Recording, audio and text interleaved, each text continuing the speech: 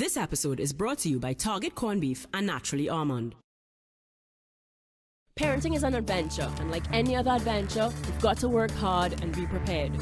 The quest is on. We're in search for all things parenting. We hear from the kids, from the professionals, and from you, real parents on real issues. It's all happening right here, right now on Care. Care, the adventures of parenting. Hi, welcome to Care. Today it is all about mental illness. We are in December, so it is Christmas. Y'all know that's the favorite time of the year. Joining us on set, we have two ladies that are very dear to my heart.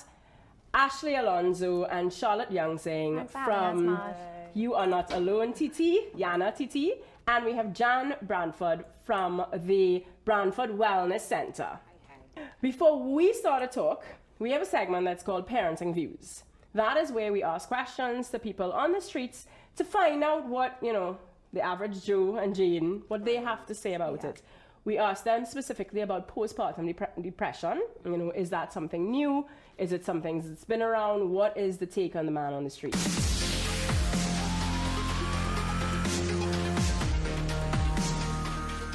Postpartum depression has been around for a long time. There's clinical studies to prove that, right?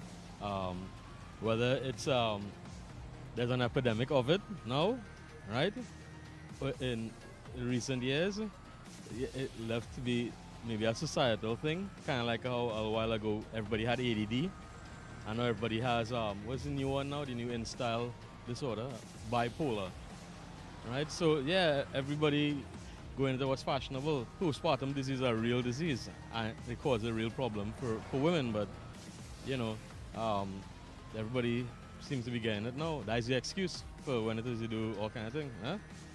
Same thing like post-traumatic stress disorder. It's a real thing, but everybody could cash in on it. I think it's something that's been around, but I think it's becoming more prevalent, seeing that there are lots of young single mothers and they're not able to handle that responsibility. So it's something that's really tough for them. I think it has always been around. It's something that's frowned upon a lot, so a lot of people don't know how to speak about it. I actually experienced postpartum depression with my son. So yeah, I think it's something that is not news going on. I think we could break the stigma by advertising it, helping the society to understand that postpartum depression is not something made up. Depression on the whole is not something made up, it's something that people actually experience. So helping them to understand that it's something that is experienced and maybe advertise it more, speak about it more on talk shows like radio in the morning, all of this stuff, like just put it out there. I think it's always been around, but it's never been a conversation.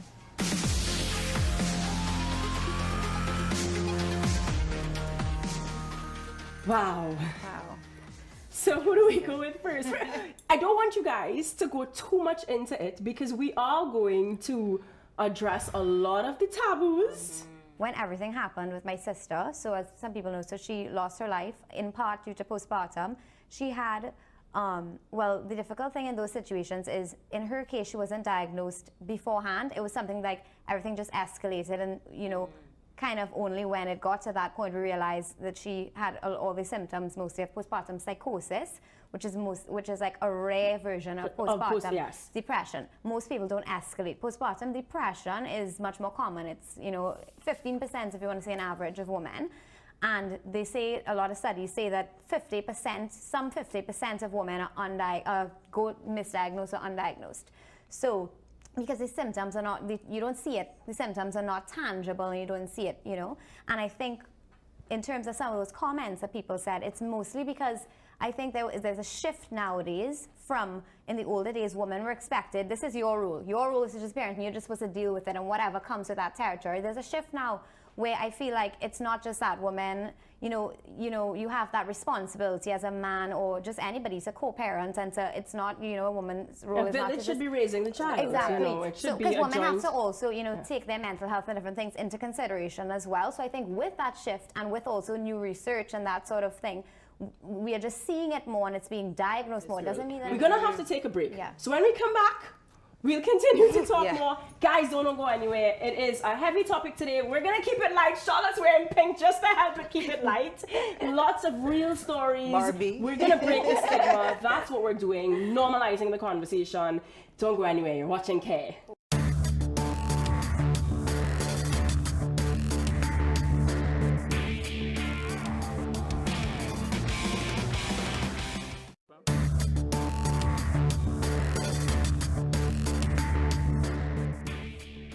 Hi, welcome back. Today it is all about mental illness. We are normalizing the conversation in an attempt to break the stigma. In parenting news, you know, one of the guys, and we spoke about it a little bit, he did bring up the fact that, you know, bipolar, it's a thing, it's popular, blah, blah, blah. It's trending, yes. Ashley. Come. This hits home for you. It does. Right? You willing to tell your story for us a little bit? When were you diagnosed? I was diagnosed around 21 years old. Right. And this is an actual diagnosis. This is a It's diagnosis. not made up stuff. No, this is a diagnosis. What I find is that most people have a major diagnosis and then they have minor diagnoses as well. So they have like a bit of a cocktail. Everybody has. Yes, there's a chemical and hormonal imbalance as well, but there are things that have been triggered by traumas and experiences that make up what my mental illness cocktail is. My major diagnosis is bipolar disorder. I was in university away and I couldn't go to my classes. All I did was sleep. I just slept. If I had 2 classes in the morning and 1 in the afternoon, I would have to choose 1 in the morning. Like going to both wasn't an option. And then I would sleep all day to be able to go to my next class. And I basically failed out. I couldn't function at anything. My life was sleeping. I would lay in bed for days and not drink water because it would mean I would have to get up to get water and then get up to go to the bathroom. So that's getting up twice. And I lost a lot of weight, and I just said to my mom, I said, Mommy, I think I have PMDD. Like, this is, it has, like, me, it's hormonal, like, this is not normal, what's going on with me. And I don't really trust doctors. So my mom took me to my pediatrician who delivered me. And she said, I had been to child psychologist as a child, but more as a therapy thing, not as a diagnostic thing. And had been diagnosed with cyclothymia, which is a milder form. You could correct me, I don't think you can really diagnose mental illness specifically before a certain age, right? So like I wouldn't have been able to be diagnosed much earlier than like 17 or so. Yes, depending on what the disorder was. Typically personality disorders, we tend to have a threshold between the child and the adult. But depressive disorders, You would wait. Yeah. Right, so Okay, so is it that my child at 9, if she showed signs of that, what, you know? I would say therapy. I would say You therapy, but say- she can't be diagnosed at that point. I think she can be diagnosed with ADD and ADHD and No. stuff. No? Okay. Yeah, that's actually inaccurate. You can, because the reality is even babies, some of the research is pointing towards even yeah. Oh, how do you start to know, does this person need help? Is this person just needs to grow up? Is my child in terrible twos? Is my child just having a fever? How? Help.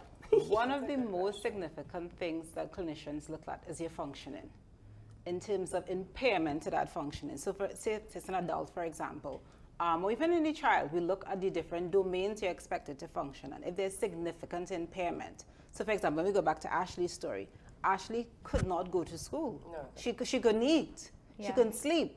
Those are the No, I symptoms. couldn't sleep. Well, That's you like could sleep. the Oh yeah, only you were thing I sleeping could too do. much. That's all I could have Well, done. that's depression. It's either too much or too little Yeah. sleep. You know. Yeah. When we look at the function in what we call your social domain, your family domain, as the case, the different domains we look at and we see that they're significant in 2 or more, then typically we're looking at some issue that you may not be managing or coping with well and might need some specific interventions and treatment. Wow.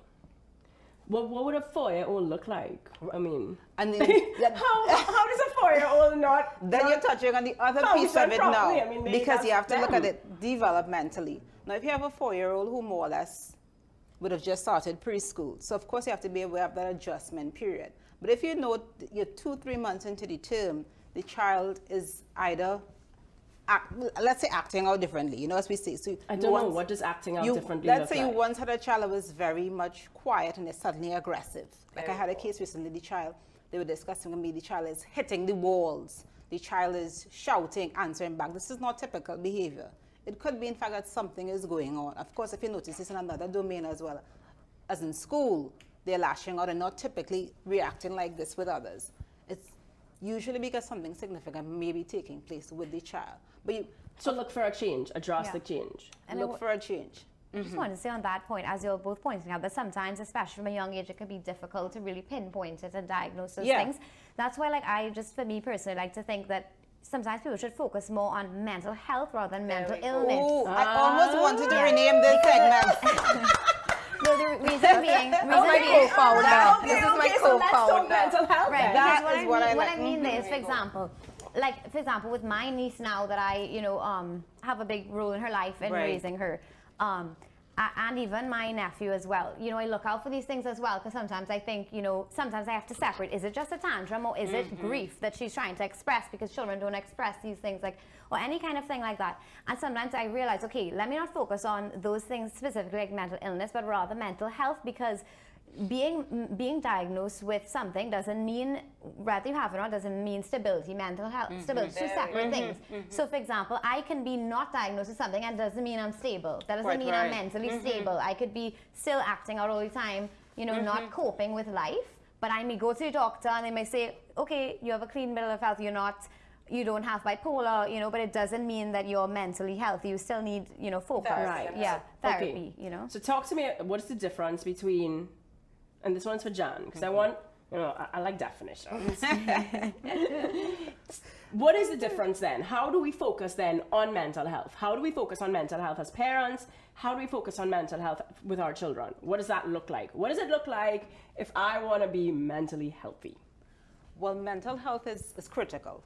I think in our article that we did in the Care magazine some time ago, we pointed out the fact that there's no health without mental health. There we go. There's literally no health. If you look at mental illness, which is a disease that looks at your thoughts and your behaviors and those being, the functioning being impaired, and therefore you're not being able to cope with life.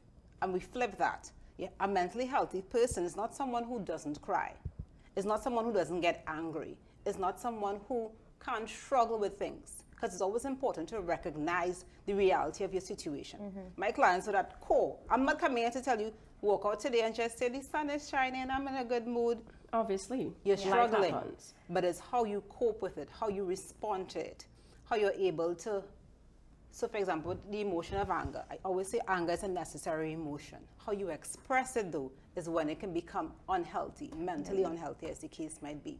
So it's really being able to manage yourself in a variety of situations and express your thoughts and conduct yourself in a way that you're able to be genuine to yourself, but still not kind of out there, as we say.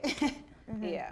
I also think when you are diagnosed or known to be diagnosed with a mental illness, a lot of your emotions and your reactions to things become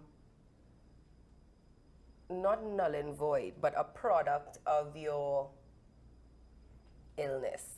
So that none of my emotions are genuine because I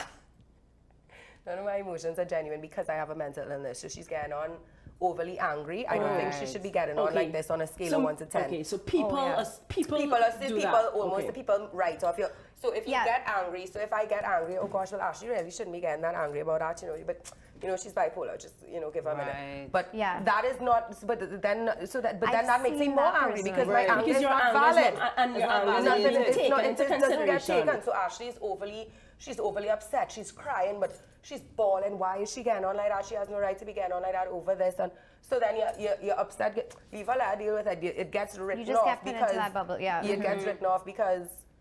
You're you mentally ill. You're not right. Yeah. Okay. So it is very difficult in terms of making mental health a normal conversation. It needs to be it's cheesy but challenging. It needs to be okay not to be okay. Whether it is you're diagnosed with a mental illness, whether it is you are going through an episode, whether it is you've experienced a trauma, a loss, or just being not okay needs to be okay. Yeah. Yeah. Well, at least it needs to be okay to say it so that we can deal with it. Yeah. That's We the have to go on a break. When we come back, we continue the conversation. Don't go anywhere, guys. You're watching Care.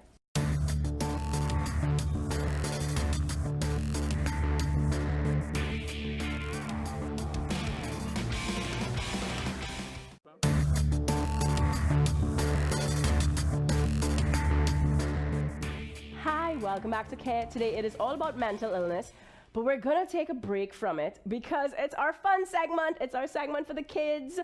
Jessie and her gang, they're in spaceship science, and we're gonna have to find out what they're doing there. So don't go anywhere. We come back to mental illness, but just for a little bit, we have science with Jess next.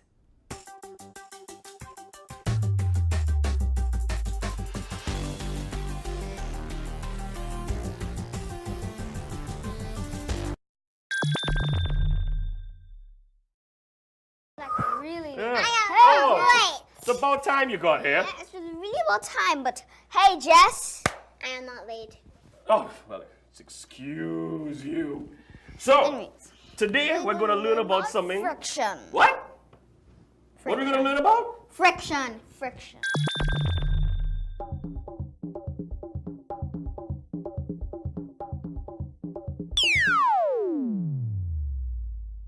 Oh, yeah, that's right, friction. That's right. Okay, so what friction is friction is that force you feel when you move stuff against each other. What are you guys doing? You trying to catch your fingers on fire? So what it is, wait a second, pay attention. When you rub everything against each other, you feel like different kinds of resistance when you rub stuff together. So like when you're diving, you feel resistance. You feel wet, and but you feel resistance in the water. Exactly, but it's also like this. When you rub your hands against each other, it feels different to when you do this. Because it's two different surfaces give you different resistance.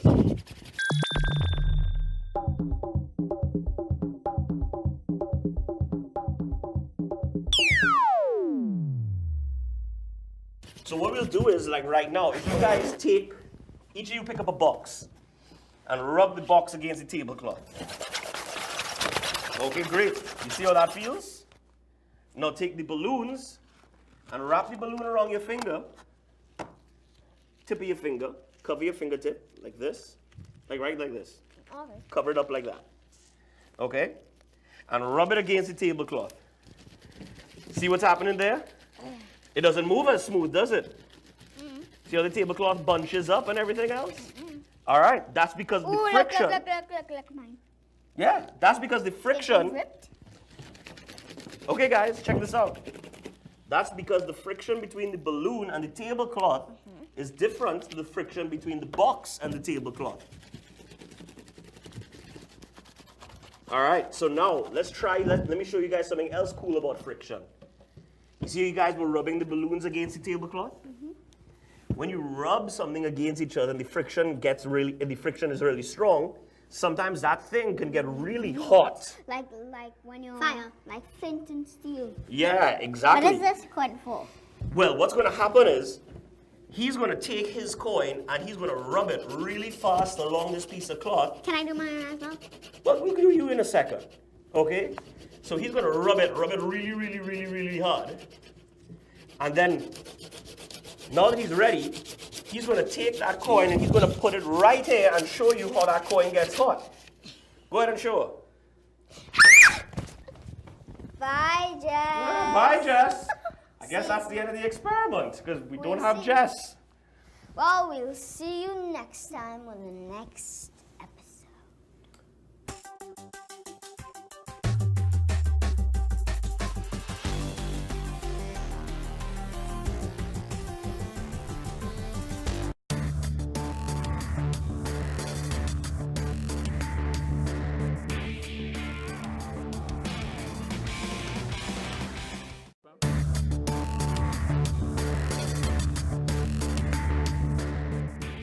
Welcome back to Care. Today it is all about mental illness. If you're just joining us, we are normalizing the conversation because that is the first step to breaking the stigma. To help normalize the conversation, we have some stories that we want to share with you just to show it's not just Ashley, it's not just Abby. You know, it's common. It's more common than we think. It's a lot more common than we think. So we're gonna show our first clip, and this is a lady who is past 35, and she talks about being bipolar, and you'd see that it's been a decade ago that she was diagnosed. It's not a new thing. We are just coming forward and saying, look, as Charlotte says, it's okay to not be okay. I was maybe my early teens. I was very rebellious. I rebelled against everybody around me. I did things that would shame a lot of people. I hurt a lot of people physically. I said things to hurt a lot of people. And of course everybody just took it thinking it was teenage rebellion. Times where I thought about cutting myself. I thought about, you know, taking a bottle of pills because then everybody will just be better off. I just went into a downward spiral. I didn't want to see anybody. I didn't want to get out of bed. All I wanted to do was sleep. All I wanted to do was I just wanted to do nothing. I didn't want to exist. My doctor continuously tried to get me to seek help, go to a psychiatrist, and I didn't want to go because I figured I'm fine.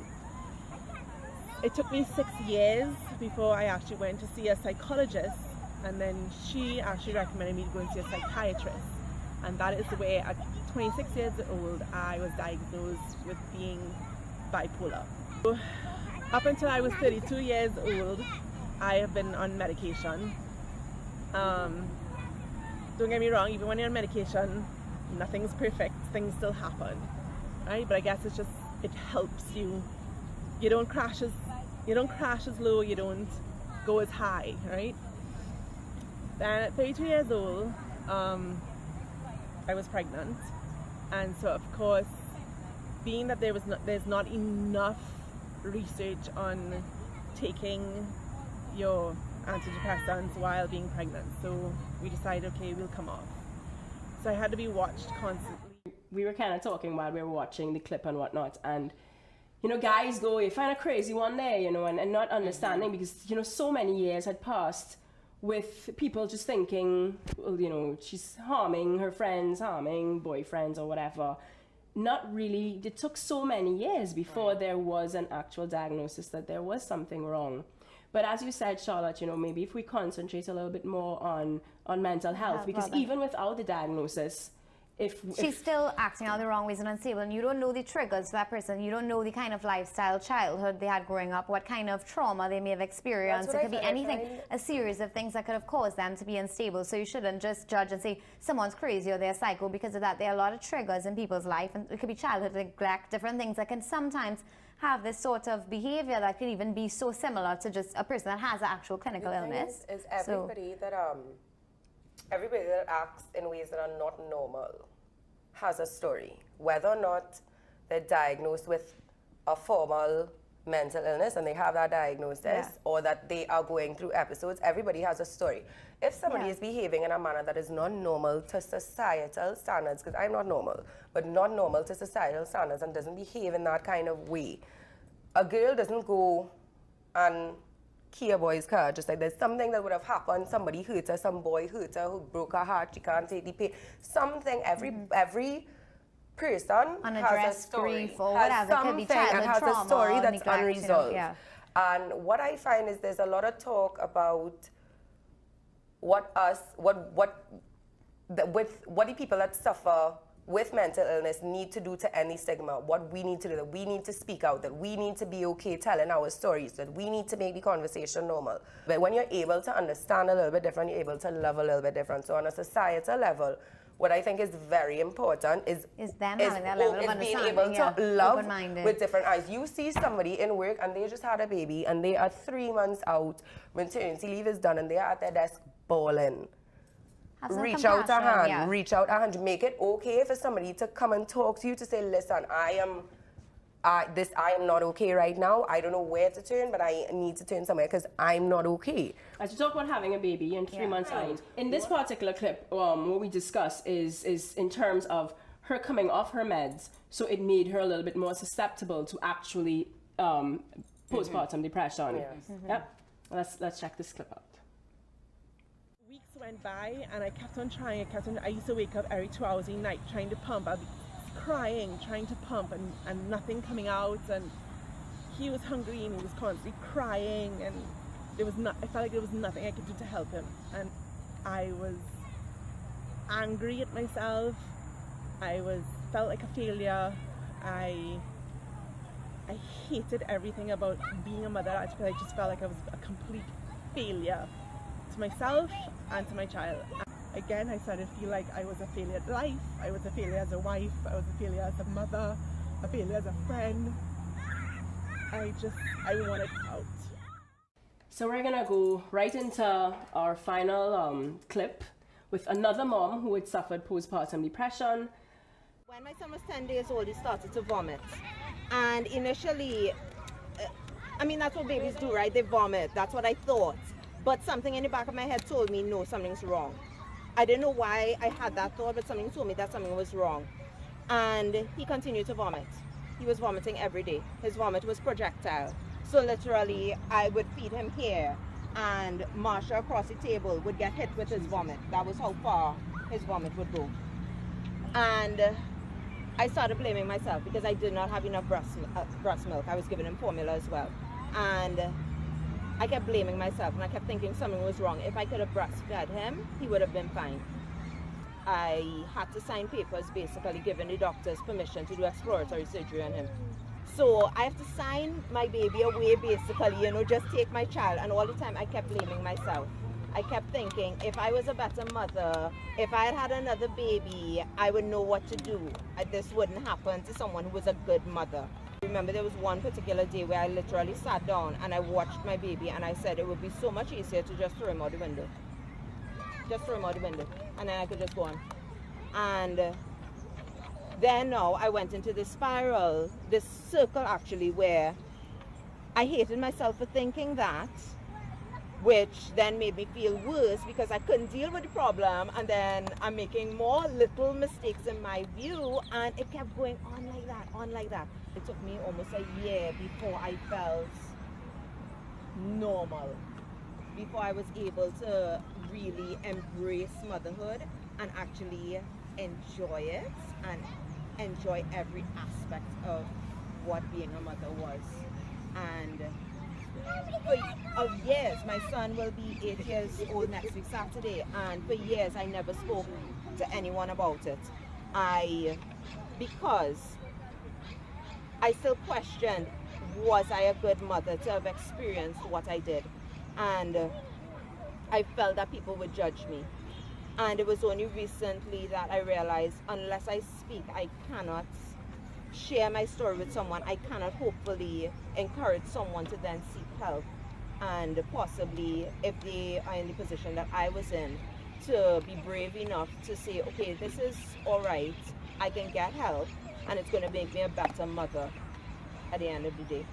So that's my main reason really for wanting to do this, is just to hopefully empower women that they are not alone and that there is no shame in what they may be experiencing.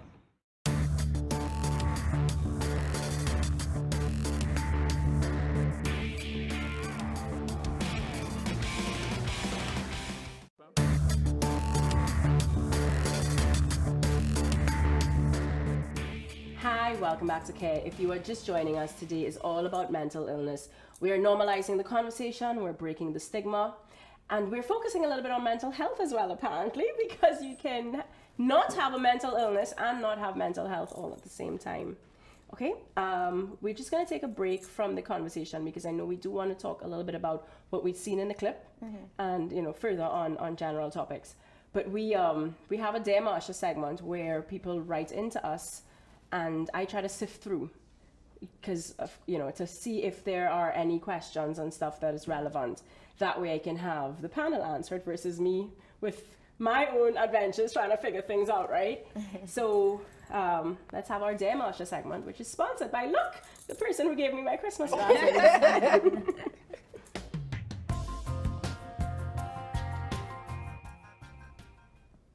Dear Marsha, I'm sure my 13-year-old daughter is cutting herself.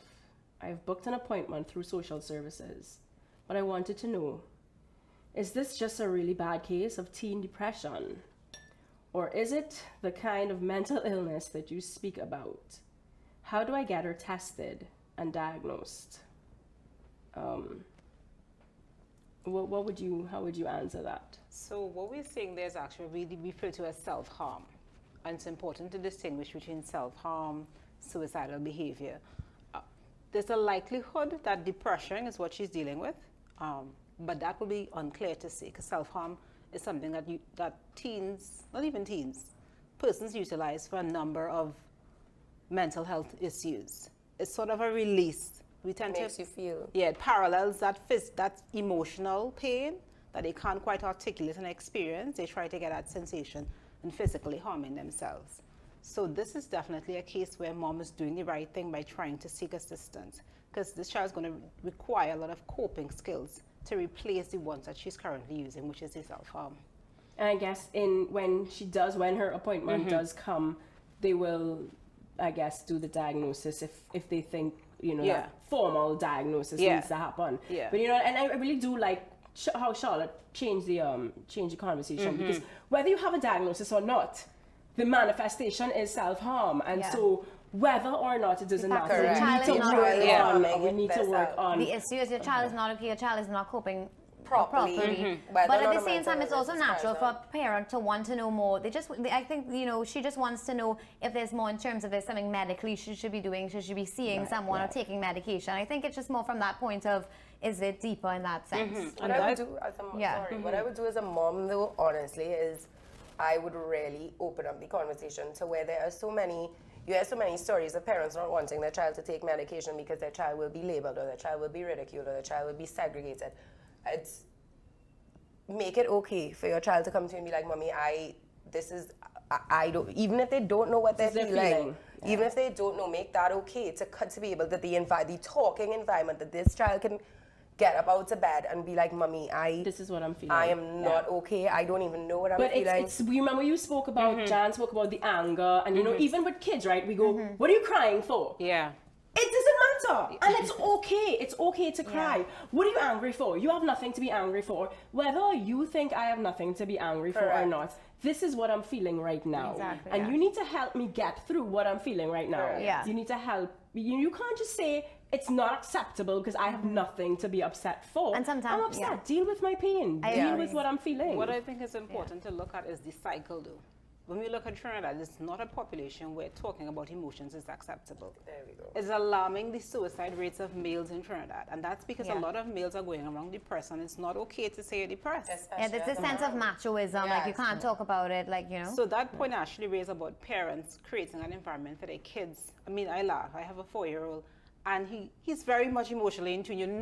He's a child of a psychologist. But that's even another thing, because now they say, why are you raising such a sensitive kid? Yes, it seems to be a problem when you're raising a sensitive child who's in touch with their emotions. Your child, at the end of the day, is going to come to you and say, Mommy, A, B, C, D. Yeah. So whoever has, at the end of the day, you do what is best for you and your family, and hope that you set an example and create change by what you're doing. Because there is that mentality of men have, and they do. I even tell my boyfriend, there's daddy jobs, there's mommy jobs. Right. I get that, okay, but there's, on an emotional level, there is absolutely no reason that men should not be able to process emotions and feelings. Be a big boy, don't cry. Yeah, our admins, we need to stop that. We have 2 boy admins, Stephen Stone and Jeremiah Mendez, who both suffer with mental illness and are both very passionate about opening the conversation, making it normal, because it doesn't discriminate. Mental illness doesn't discriminate. Just what makes it taboo is the fact that it's not tangible. You can't see what I feel, and therefore it's not. You can see a cut. You can and that's where I say you can see a cut. You can, so that in terms of being mentally ill, it's not believed because it can't be seen. And what I find what happens is, and Charlotte has taught me this as well, is that if somebody has cancer, they in fact have cancer. They are not cancer. So Charlotte has made me change my wording to, instead of saying I am bipolar, she doesn't let me say that because I'm not. I'm a mom, I'm a stepmom, I'm a businesswoman, I'm a founder, I'm a mental health advocate, but I am bipolar. I don't have it. No, I mean that I have bipolar, but that I'm not it. Yes. That's what she said. You're not bipolar. You don't say, I am cancer. I have cancer, but I am this and this. You know what I mean? Ashley has bipolar, but she is a mom, a stepmom, a swimming teacher, business owner first. Yeah. It doesn't define don't let who I your am. disease and your illness define you. You know, define yourself. And I still struggle with that. Those just rephrasing a lot of things. And if people were to because talk I about say that changing even the vernacular, the words that people use, it does and affect. I say it about how you myself. think. I've been conditioned to say that about myself. And even my sister, I was talking to my sister and I was like, Angeli, you know I'm mad. And she's like, but you're not though. She's like, you have a mental illness. Yeah. She's like, you are not bipolar. You are all of these things and you have survived bipolar. You know what I mean? That it doesn't define who you are. And I still struggle with that in that because I was so unhinged for so long, that's what people see. They see that's you stay away from that, you know? We're starting to run out of time a little bit, and there are a few things that I wanted to touch on. Two would be the genetic predisposition, you know, to things, and coming off of meds, you know, because when you're pregnant, you want to come off of meds, and you want to breastfeed and whatnot. Talk to me a little bit about those two things. No, psychotropic medication. So I'm a psychologist. I work with psychiatrists. I always tell people you have to, as we say in local terms, bat in your crease. But it's of course important for me to be aware of it. We tend to discourage clients from basically weaning yourself off. Psychiatric medication is very delicate. The interaction that it has with your body, it's very, very specific. So it's important any decisions that you make to end up one medication, switch medications, these need to be done with consultation. It needs to be done in conjunction with your psychiatrist who originally prescribed the medication, ideally. There is the need at times, not the need, but there is the point where certain persons do feel at the point where they've gotten to a level of stability and they can't function without the medication. They've equipped themselves with enough behavioral skills, cognitive skills, and this can be done. But I think the most critical piece is working with the health professional that would have prescribed it. That would be really important. Right, and being aware of it, and as you say, so that you know if we can. And I think in the you know in the video she said you have to be watched. Yeah, so I would as well. I think it's optimal to have your gyno and your OB working with your that whole team that we spoke about it becomes a team to keep you and your baby safe. Okay. Yeah. We have to go on a break. When we come back, I do want to get back to the genetic testing. Always so much information. Guys, don't go anywhere. When we come back, we're talking mental health, breaking the stigma around mental illnesses. You're watching Care.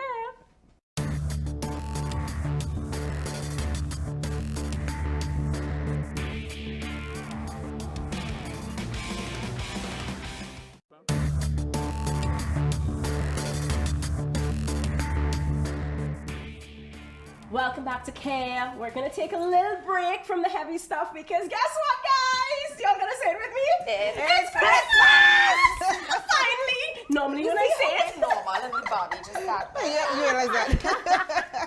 Normally when I say it, my guests watch me like, is she crazy? We helped. We have your back. Yes. Because they enjoy it just as much as me. Y'all get my shoes. Oh no, you can get my shoes on the too. Because it's all Christmas. We're Christmas. The set is Christmas. It's finally December, which means it's finally like time where I can be excited. Yes, I can be excited, and people go do this till November. It's December. It's Christmas. Yay! So we're gonna do our Christmas tip.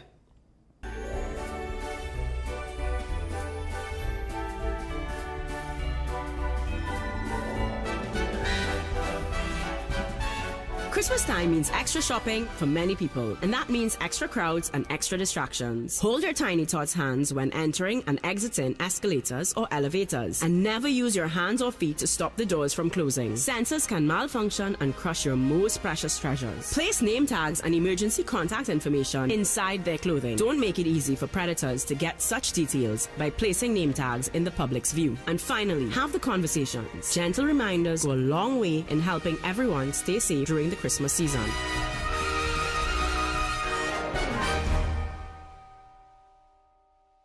So this Christmas, guys, stay safe. Do not use that prom. Don't use proms down an escalator. That tag thing, I know we love putting name tags, but unfortunately human trafficking, grooming, these things are real. don't give, don't put it all out there. Stick it in somewhere, hide it somewhere. Don't make it easy for strangers to know your kid's name. Yeah. And apparently, we have a mental health tip. Yes. Do we have a mental health Christmas tip? Yes, we do. Take it away, Jan. You want a Santa Claus hat? Good for now. Okay. For now. I mean, a good tip to be aware of at this time is not even necessarily for someone specifically dealing with a mental illness issue, but for us as a society. This is a jovial time, it's a celebration time, but think about that person who may not have a social support system or family. I think it's a good time for us to reach out, invite a friend over who, may not have a bunch of people around. Just try to be there for someone, because depression is particularly heightened around this time for those that struggle with it. Awesome. Excellent tip. It is a great tip. You're right. A great tip. This is why we have her on the set. It is. I'm stealing her. You think I'm not. You're wrong. Okay, guys, we need to start a wrap up. So, focus. Yes, we can focus. This. Well, you have good lens, some look to do that. The best panel. I have the best panel. Yes. Talk to me about genetics. Let's focus. Come on, focus through my glasses. So I think it's good for us to kind of close off just looking at some of the causes, because the audience might be wondering what really causes mental illness. And it's important to recognize that's a number of things that contribute. And Ashley touched on some of it when she was wondering about her daughter. When daddy asks, is she going to get it? Yeah, the reality is genetic. Genetics does play a role in terms of a predisposition. But you can't look at it in isolation. We tend to look at the environmental factors, which is critical. You can have someone with a family history of depression, but depending on the environment they're grown in, the coping skills they're equipped with, the awareness of it, it can help mitigate for that in a very significant way. So you want to look at those aspects as well. We tend to see some neurological things as well in terms of differences in brain patterns, plays a role as well in terms of your susceptibility to particular types of mental illnesses. So it's a cluster of causes, and it's just to be mindful that it's no one, well, you weren't necessarily born that way, but it wasn't mommy's fault totally, but sometimes the interaction of these things that comes together. Yeah. In the video, we saw a lot of pressure, There's best practice. Yes, we know that, right? We know breastfeeding is something that they say is really good to do. It's the best. Breast milk is best and whatever. But there's so much pressure. There's pressure on moms to be this, to be that, to do this, do it this way, do it that way. We all did it, suck it up and whatnot. And in the videos you saw, and on when we can't show every story. Yeah. But there's so many. You guys would see it in Yana. There's so many, and a lot of what is something that I find so common is a lot of moms just feel like a failure. I feel like a failure because I wasn't able to breastfeed. I feel like a failure. I feel like a failure, and you hear it all the time. I feel like a failure. Where is that thin line? How do we avoid crossing the thin line? Because yes, there is pressure. But yes, there are best practices, and we want to be the best that we can be, obviously, in life. How do we balance it? How do we avoid crossing that? And how does society balance it? Because again, yes, we want to say, I want to be able to say to my daughter one day, yes, breastfed is best, etc., whatever. How do we do the best practices, but still not put pressure that can be life-threatening pressure? You're right. I mean, I would say even for myself, people tend to think you're a psychologist, you need to get it together. I put pressure on myself at times. That's just the reality, I have an 8-month, I'm still breastfeeding. When do you wean? When do you not wean? These are the questions. But in the process of, I think, coming to understanding of who you are, and it's a journey I sometimes do with clients, and it's not necessarily needed to be done with a therapist. It's really something you can even do on your own, depending on your capabilities. But you have to start to recognize, what are my standards for myself? Not necessarily living by what society wants of me. I think I want to breastfeed my baby until he's 1 year. I'm going to do that. Because I'm going to do that. No but it's not an easy journey. No, mommy situation. But your truth is not necessarily, and I have to. Society's truth. No, it's not about society's truth, because I don't believe in living for other people. Right. But if there is, so I use breastfed, right? I mean, that may not necessarily be a very detrimental one, okay? Right. But if my truth is that shouting and beating and hitting you is okay. Okay. You know, so, and that's why I don't like your truth is what's important, because the truth is, sometimes your truth is very much a lie. Yeah. Right? Because there are people, I mean, agree with you there. who beat their wives and go, well, I'm doing it out of that's love or ridiculous. whatever, right? How do you balance the difference between is your truth, because that is a coping mechanism. Your truth is what matters, but sometimes your truth is not right. Yeah. So how do you balance it in putting pressure for truth, you know, for real truth, not halfway truth, so best practice or whatever, for real truth? How do you balance that and still, because, okay, let's say, God forbid, right, someone mental health, they're not handling, anybody who abuses has mental health issues, right? Suppose they end up committing suicide because the pressure wasn't, you know, you're putting pressure, but you're not loving the person into the health, you know. Yeah, I could suggest, like, from a personal side of it, I feel like maybe, like, as a golden rule, just, like, put your kids first always, like, do things that would be for their benefit, but don't put yourselves last, never. Don't neglect yourself in the process of putting your kids first. So you need to know when you need to take time to say, okay, like, this is enough, I need a break, I need to do something for myself. And, you know, but at the same time, obviously do things that are beneficial towards your children. I just speaking from a personal side of it, because I kind of had motherhood thrust onto me for a long while, because, I mean, I'm not a biological mother, but when my sister passed, her son was 3 months old, and he was still breastfeeding. We had to go through a process of weaning him off, and it was a lot of different things. I just kind of got it thrown at me. And so I feel like in that process, they had times where I just wanted to curl up in bed. My sister just passed away, but I had to get up and in the night, all night, feed a 3-month-old, you know, and take care of another baby, because I was helping out, you know, me and my sister were helping out my brother-in-law, because he was having a hard time as well at the time. And I felt like sometimes I just want to be able to just grieve, curl up in a ball, and I couldn't, because, you know, at the end of the day, kids' needs come first. But then they had days where I would say, you know what, somebody else, come, like, take this child. I need a break. I need if I just need to sit down and watch Netflix or have a coffee or just do something that I need to do, you need to be able to say that, acknowledge, so that you don't then put yourself in a compromising position in your mental health. Yeah, you need to have self-care. Chan, any final tips on that? You definitely need to have a good self-care regimen as a mom. It's critical. We tend to think, put your child in front of you. My child comes first. Your child is important, but I like to use the example of the airplane. The mask. Yeah. Proverbial oxygen mask. The proverbial oxygen mask. If you are not getting the air to breathe, there's no way you're going to be able to adequately and properly help your child. So it's critical to have a very, very clear self-care regimen developed when you're looking at, and wanting to touch on what you raised in terms of personal truth as opposed to knowing what is right. I think you're touching on something where persons need to start to really be aware. So if you're finding yourself shouting, screaming, maybe you need some help. Parenting is not straightforward. There's no manual. Every child is different. But there are certain techniques that you can be taught and exposed to be able to better do things if, in fact, you're harming your child psychologically.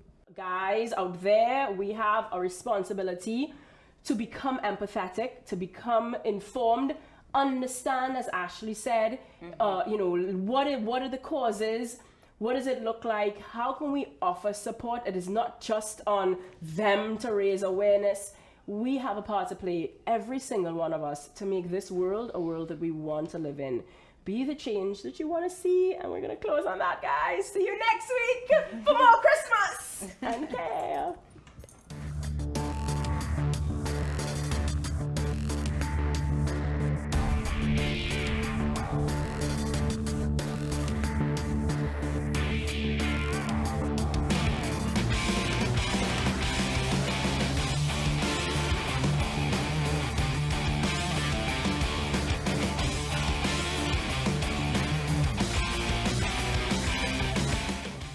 This episode was brought to you by Target Corned Beef and Naturally Almond.